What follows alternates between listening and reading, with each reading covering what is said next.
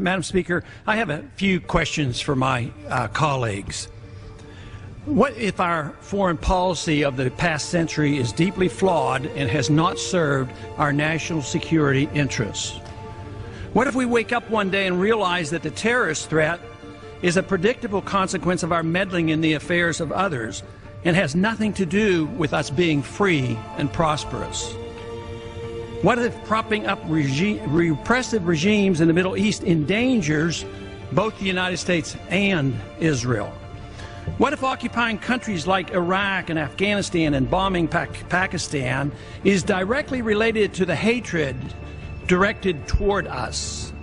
What if someday it dawns on us that losing over 5,000 American military personnel in the Middle East since 9/11 is not a fair trade-off for the loss of nearly 3,000 American citizens, no matter how many Iraqi, Pakistani, and Afghan people are killed or displaced? What if we finally decide that torture, even if called enhanced interrogation technique, is self-destructive and produces no useful information, and that contracting it out to a third world nation is just as evil? What if it is finally realized that war and military spending is always destructive to the economy? What if all wartime spending is paid for through the deceitful and evil process of inflating and borrowing? What if we finally see that wartime conditions always undermine personal liberty? What if conservatives who preach small government wake up and realize that our interventionist foreign policy provides the greatest incentive to expand the government? What if conservatives understood once again that their only logical position is to reject military intervention and managing an empire throughout the world?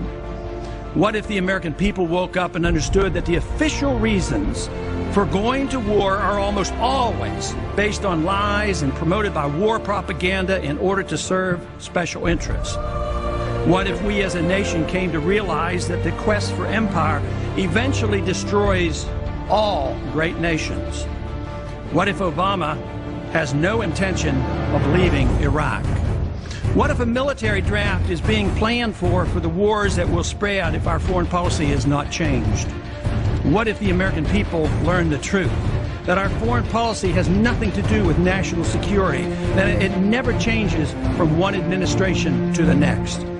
What if war and preparation for war is a racket serving the special interests?